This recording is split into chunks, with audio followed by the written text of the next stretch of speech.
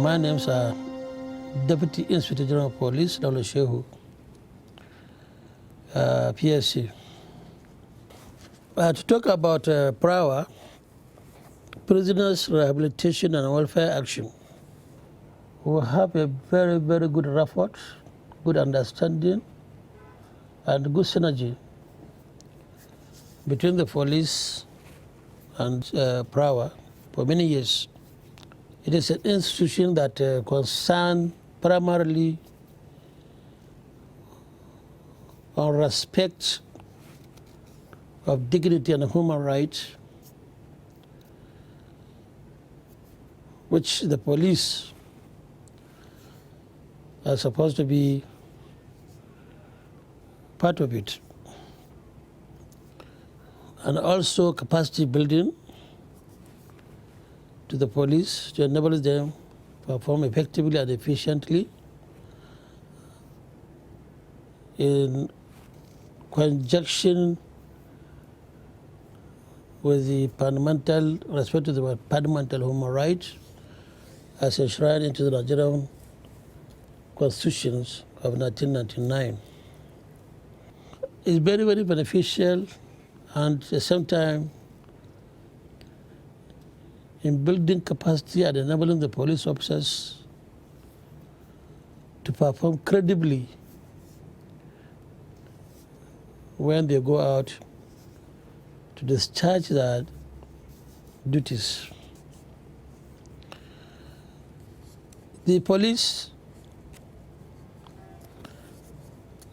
is an organization that deals with all kinds of human beings.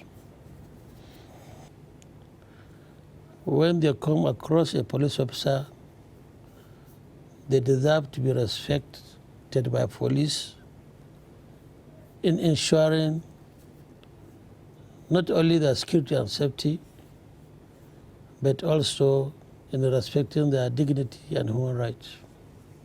So in a nutshell, the training and retraining we are getting from the PRAWA is to enable us have police that will function and discharge their duties in a most standard and acceptable manner by members of the public. At this juncture, I want to say kudos. Welcome to the Nigeria Police Force online training.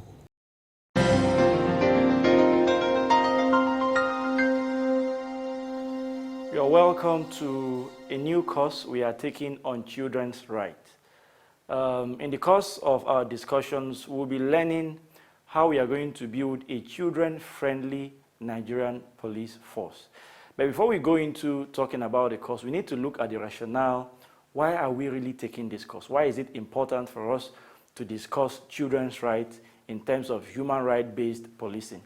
The objective of this course is to create awareness on the need to introduce child rights-based approach within the Nigerian police force. Most of us will have our own children at home. Every day we interface with children when we go out in terms of our police work. Sometimes we meet children in conflict. How do we deal with them? Do we deal with children the same way we deal with adults, or do we treat them differently? So that is why it is really important for us to look at this course. Now, the expected outcome at the end of this training is that participants will be able to understand the need to introduce and display child-friendly attitudes and behavior in the discharge of police duties. In terms of your attitude to children, how do you relate with them? These are the reasons why we are really taking this course. Police officers, as well as other public authorities and other actors, including civil society organizations, families, communities, private sector, form the basis of a child protection system. There's a child protection, is like a chain. And in this chain, you have the civil society, you have families, you have communities, you have faith-based organizations, you have private sector. All of us will form a protective chain around the children in order to protect them. And the Nigerian police force is at the front line. You're supposed to be the #1 agency that is supposed to be at the vanguard of protecting children's rights. So even though all these actors come from different backgrounds, the collaboration between them constitute a protective chain that is characterized by the complementarity of actions. It means our actions are supposed to complement one another. What you do as the police is supposed to complement the duties of the civil society or the NGOs. It's supposed to complement what parents do as families or what the communities do. So it's supposed to work in an integrated way. The integrated, systemic, coordinated, and multidisciplinary approach based on the rights of the child is an approach that constitutes the foundation of an effective protection for all children without discrimination.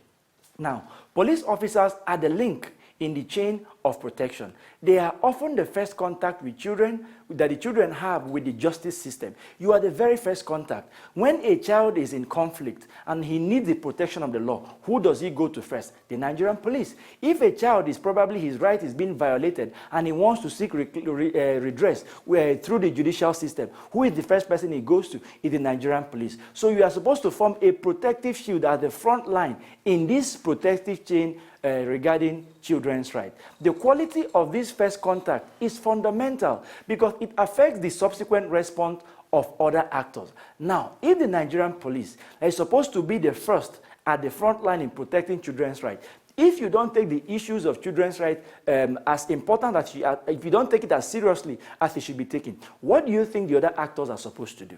Now, if other actors are laid back in the way they treat children's rights, the Nigerian police is supposed to take it very seriously. Therefore, police officers must be equipped with the necessary skills is really very important, and the necessary attitude to fulfill their child protection role, and also mechanisms of coordination and procedures must also be established. What are we trying to say? That in the discharge of your duties, there are certain skills that you need to adopt. The way you talk to them, your approach in approaching children, in dealing with children, in counseling children, it cannot be the same way that you deal with adults. It is different. So in Nigeria, children and young people have been exposed to intercommunal, religious, and political violence, particularly in the Niger Delta and some states in the north, especially in the northeast. I mean, you see children who are internally displaced persons, children who are now victims of war, children who are victims of terrorism, children who are victims of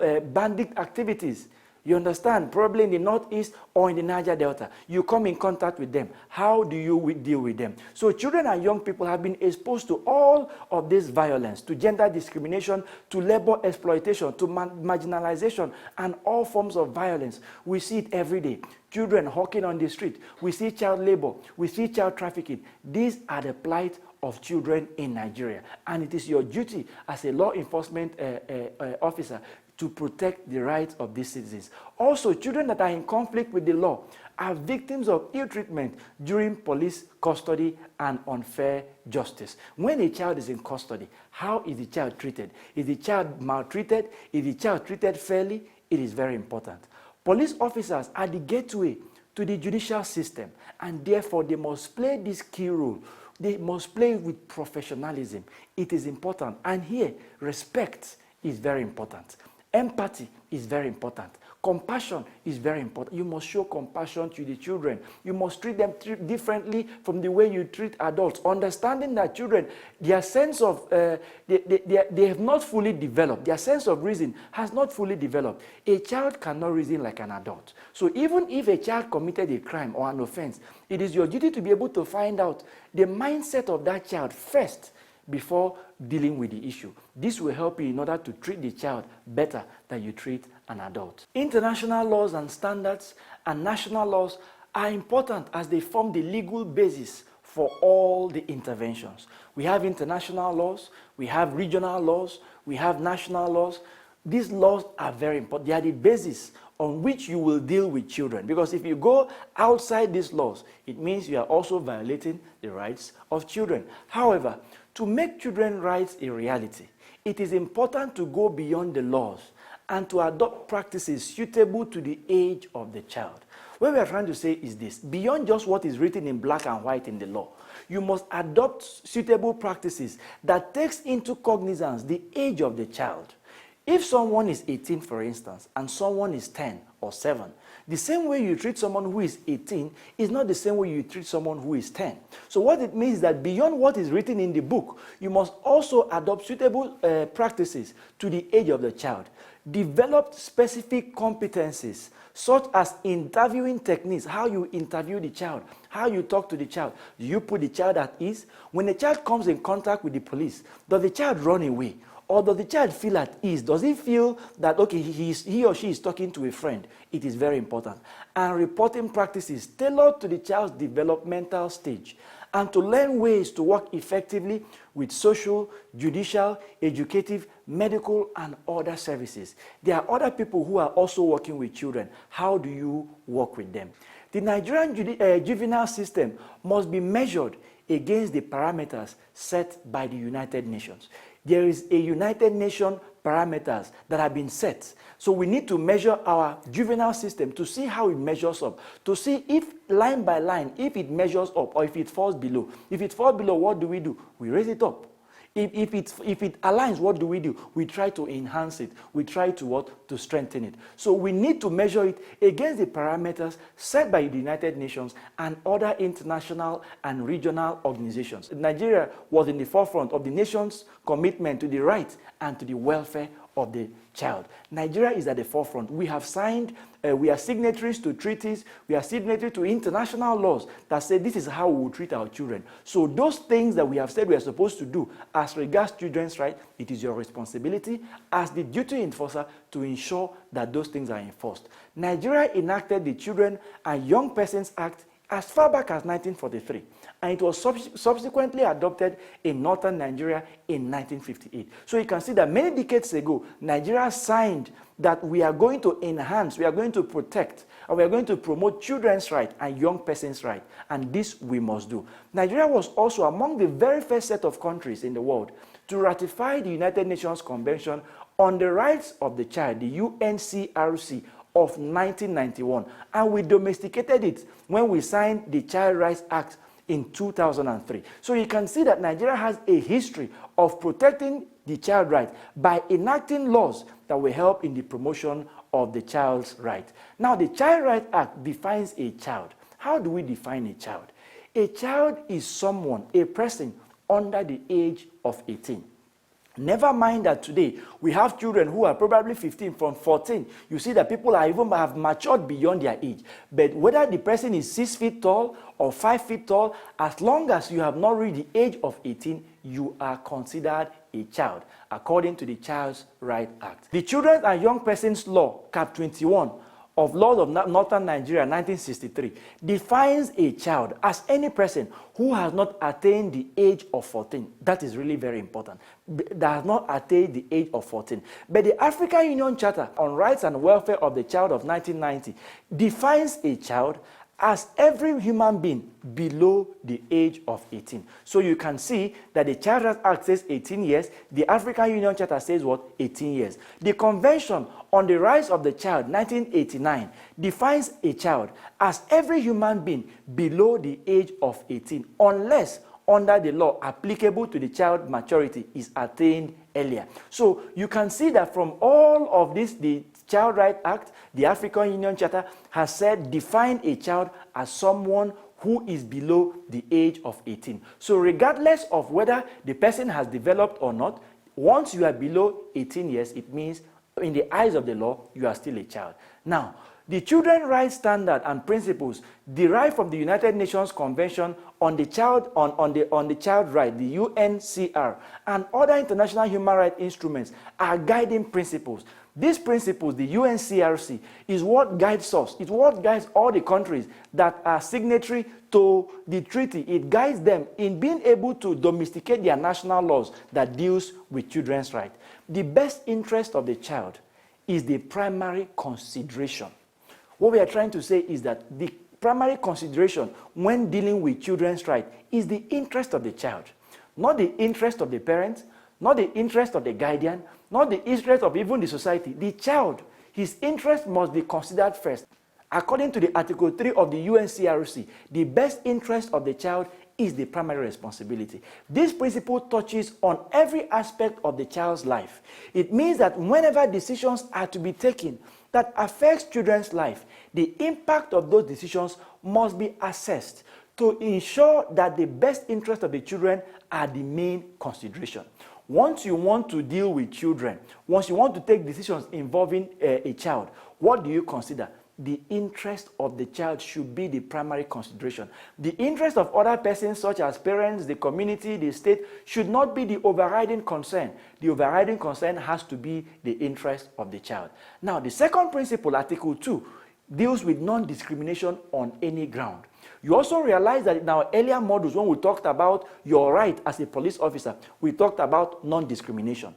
Now, in terms of children's rights, we are also talking about non-discrimination. Article 2 says that this principle is saying that children as human beings deserve to be treated equally, independent of their social economic status. Whether the child is a child of the president or the child is the child of a vulcanizer, the child must be treated equally with the same treatment. If you respect the child of a governor, you must respect the child of a street seller. If you respect the child of a senator, the child of the teacher in the school, you must also respect. So non-discrimination on any ground, be it socioeconomic consideration, ethnic, religious, gender, origin, or other reasons. And public officials are accountable for this equal treatment. So child participation, as enshrined in the UNCRC, is about children and young people having the opportunity to express their views. Children also have views. They too must also be allowed to express their views. It is not only adults that have views. A child also has views, and the child's views must not be suppressed. So they must not be influenced in decision making. And when we want to achieve change in areas that affect their life, we must put their interests into consideration. Children's participation is informed and willing involvement of children, including the most marginalized and those of different ages and abilities. What are we trying to say? When you want to involve children in decision making, you must do what? You must consider their age. Consider their age and also consider their interest. Survival and development. When we talk about survival and development, why children's survival often relate directly to the child's right to life. Children's right to development. Children's right to development is also important. How does a child develop? It is the right of the duty bearer. Remember that in our earlier models, we said you are the duty bearer and the citizens are what? The right bearer.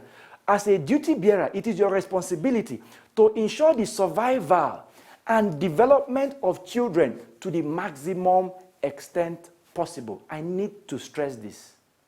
It is your duty as the duty holder to ensure that the rights of children to develop to the maximum extent, whether it is in terms of physical development, mental development, academic development, mental development, very, very important. It is your duty.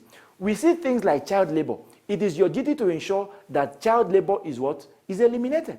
To enforce it because it is in the law. So as a duty bearer, that is part of your responsibility. So where the state is unable or at times unwilling to assume its responsibilities regarding children's rights, international donors, NGOs, civil society organizations, and the private sector may need to support and complement the state through financial, technical, logistical responses. What are we trying to say? Now, if the state is unable to really perform its duty to the child, non-governmental organizations like PRAWA and other agencies, or even private organizations can come in to say, okay, how can we support in terms of developing the child? Now, other principles that are relevant to police work, there are two things we need to stress here. One is child sensitivity, the other is gender sensitivity. Children are different from adults. If you look at your manual and when you look at the slide, you realize that it is underlined. Children are different from adults. You can't treat a child the same way you treat an adult.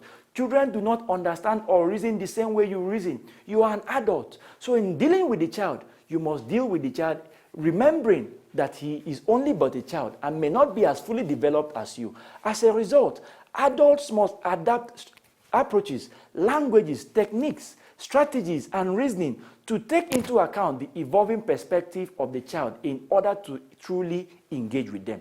You realize that children, when you shout at them sometimes, they hide. When you want to be their friend, you need to be able to deal with them as friends. Your attitude and your approach to children will determine whether they are open to you or whether they run away from you. You also have to understand that boys are different from girls.